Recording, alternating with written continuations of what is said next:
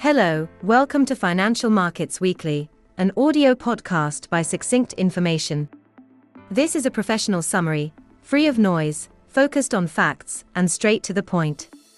We help you save time while covering the key events and market performance. These are the highlights from last week. Risk assets continue to benefit from the positive momentum triggered by the latest US inflation figures, released a week ago, as well as the expectation that the rates tightening cycle by leading central banks is at or near its peak. Equities shifted another percentage point higher, both in the US and Europe, in a shortened trading week due to the Thanksgiving holiday. Benchmark stock indexes surged for a fourth straight week, accumulating gains of 10 to 13% in the past 4 weeks.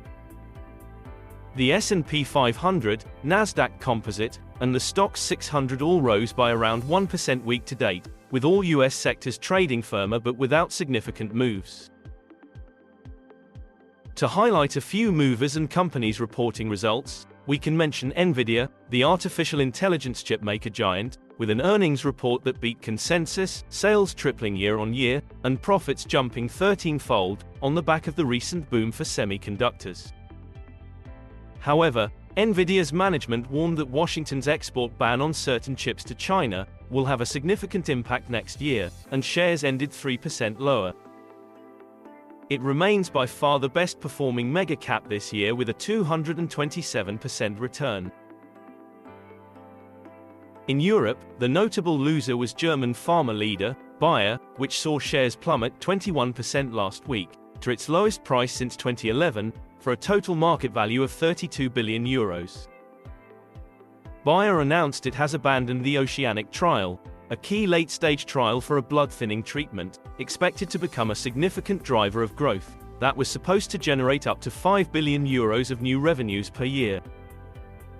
Additionally, its Monsanto subsidiary in the US lost a case related to the weed killer Roundup. Bayer raised almost $6 billion of debt via the sale of several bond tranches, only days before these updates, triggering the anger of bond investors who are demanding a sweetening of the deal. Other markets ended mostly little changed, with the dollar falling again. The DXY index ended lower by 0.5%. While benchmark yields barely moved, and oil prices finished slightly lower. Sovereign bond markets traded marginally weaker, following the steep rally of a week ago, when markets reacted to the latest US inflation data.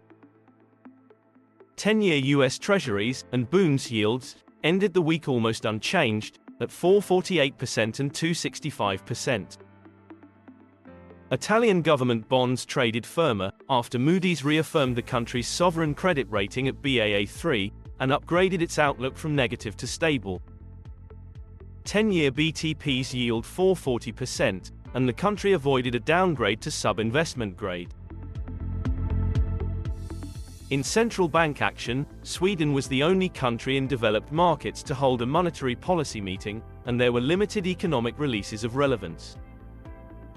On Thursday, Sweden's Riksbank surprised analysts by keeping interest rates steady at 4%, against expectations for a rate hike.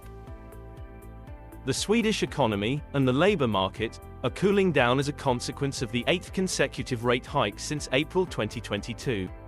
The central bank is now projecting an economic contraction for 2023 and 2024, and unemployment to peak next year at 8.6%. The German economy contracted slightly in Q3, and accumulated several quarters of poor growth, to become one of the weakest economies in Europe, mostly due to higher energy costs, higher interest rates, and lower global demand for its products.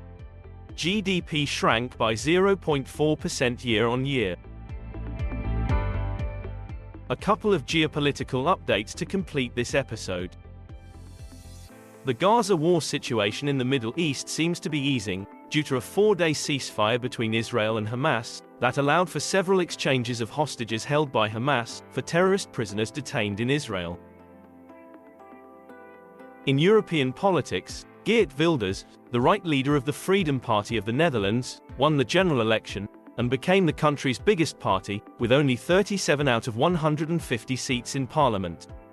Wilders is strict on immigration and wants to launch a referendum on leaving the European Union. He still needs an alliance to form a government. Dutch sovereign bonds barely reacted to the result, and 10-year bonds offer the second lowest yield in the Eurozone of 2.98%, behind German Bunds.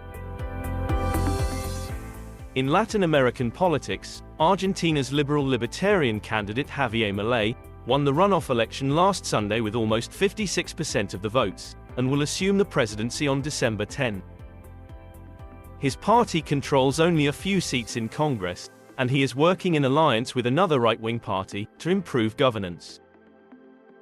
Milei favors a radical reduction of the state, with fiscal balance and zero deficit by the end of next year, as well as abandoning the local currency in favor of the US dollar, if and when the conditions are met.